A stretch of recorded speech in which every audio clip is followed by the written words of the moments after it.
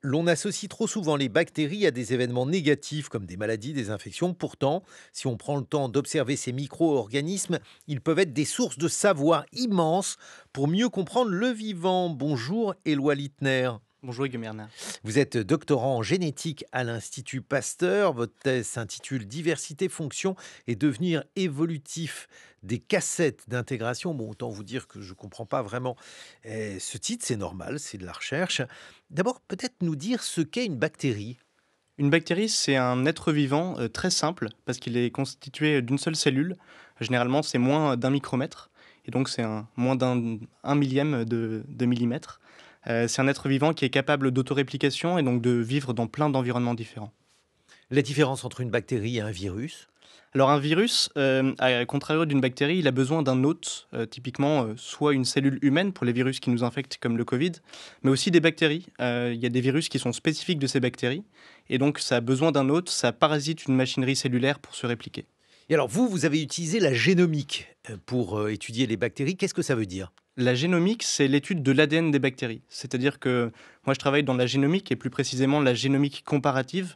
C'est-à-dire qu'on va comparer en même temps l'ADN de plein de bactéries différentes, des dizaines de milliers, et on va essayer de comprendre qu'est-ce que des bactéries qu'on voit avec des paramètres communs, par exemple des bactéries qui résistent aux mêmes antibiotiques, qu'est-ce qu'elles ont dans leur ADN qui leur fait résister à cet antibiotique. C'est ça la génomique comparative. Quelle a été la question à l'origine de vos recherches? La question à l'origine de mes recherches, c'est d'étudier les fonctions inconnues des intégrons. Les intégrons, c'est quoi? C'est une sorte de bibliothèque qui est présente dans l'ADN des bactéries, où en fait, elles peuvent stocker des fonctions qui ne sont pas utiles tout le temps. Les bactéries, elles ont des fonctions utiles tout le temps, par exemple digérer leurs sucres qui sont dans l'environnement, mais il y a d'autres fonctions très spécifiques qu'elles gardent en mémoire et elles ont besoin de trouver une façon de les stocker et de les mobiliser quand c'est utile. Et donc la question à laquelle je m'intéresse, c'est de comprendre quelles sont les fonctions stockées dans ces bibliothèques. Mais alors, comment vous avez travaillé pour tester justement ces bactéries, pour les étudier? Alors d'abord, on a formulé une hypothèse, c'est que beaucoup de ces livres, beaucoup de ce qu'on appelle les cassettes Hein. d'intégrons, les gènes qui sont derrière, sont capables de permettre aux bactéries de se défendre contre les virus, ce qu'on appelle les phages, qui les attaquent. Donc on a formulé cette hypothèse, on a cherché dans l'ADN des ressemblances avec des systèmes déjà connus qui permettent aux bactéries de se défendre contre les phages. Et ensuite, avec mon collègue Baptiste Darac, on a testé ça à la paillasse, c'est-à-dire au laboratoire. Euh, on a pris des livres de fonctions inconnues, on allait lire ces livres-là pour comprendre qu'est-ce qu'il y a à l'intérieur. On a découvert comme ça 16 nouveaux systèmes qui permettent aux bactéries de se défendre contre les phages. Et là aussi, quels ont été les grands résultats de votre travail de recherche? Alors, les grands résultats, c'est typiquement cette découverte de 16 nouveaux systèmes qui ne ressemblent à aucun système connu. Et pourquoi c'est important? Parce qu'en fait, ces systèmes, c'est le fruit de l'évolution, c'est le fruit de millions d'années d'évolution, de milliards d'années même. Euh, et, et si on regarde plus précisément comment ils fonctionnent d'un point de vue du mécanisme dans la cellule, parce que c'est des vrais outils, c'est des ciseaux, c'est des marteaux, c'est des boucliers, tout ce qu'on veut.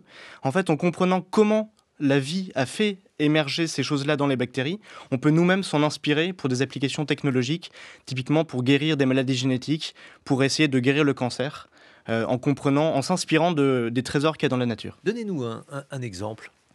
Si je prends un exemple qui est assez connu et qui renvoie à une émission qui me précédait ce matin à l'antenne, il y a beaucoup d'antibiotiques qui sont inspirés du vivant.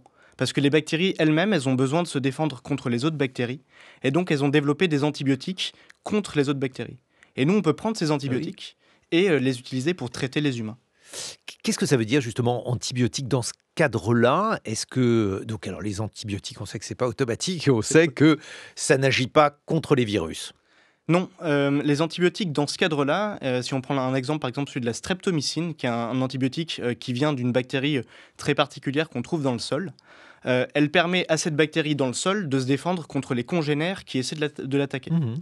Euh, Nous, on peut la prendre chez l'humain pour bloquer d'autres bactéries. Et antibiotique, ça veut dire quoi? Ça tue la vie des autres bactéries. Et si c'est bien utilisé, ça permet de soigner des infections. Donc ça veut dire qu'en fait, les antibiotiques ont été, inspirés des bactéries, toutes les antibiotiques ou un certain type d'antibiotiques? Un certain type. Typiquement, l'exemple canonique, c'est l'exemple de la pénicilline de Alexander Fleming qu'il a trouvé avec un sandwich moisi dans un tiroir. Mais il y a beaucoup d'antibiotiques qui sont le fruit aussi de l'industrie pharmaceutique, où en fait on va modifier des antibiotiques déjà existants. Mais les grandes découvertes, c'est souvent inspiré de choses déjà existantes dans la nature. Qu'est-ce qui reste, Éloi Littner, à chercher et à trouver dans votre discipline? Beaucoup de choses. Beaucoup de choses parce que nous, on a découvert la fonction d'à peu près 10% de ces livres, de ces cassettes d'intégrons. Et en fait, les intégrons, c'est une myriade énorme. Il y a 25 000 gènes, au bas mot, si on regarde les hypothèses les plus faibles. Et dans ces 25 000 gènes, c'est sûr qu'il y a des trésors, c'est sûr qu'il y a des nouveaux mécanismes à trouver.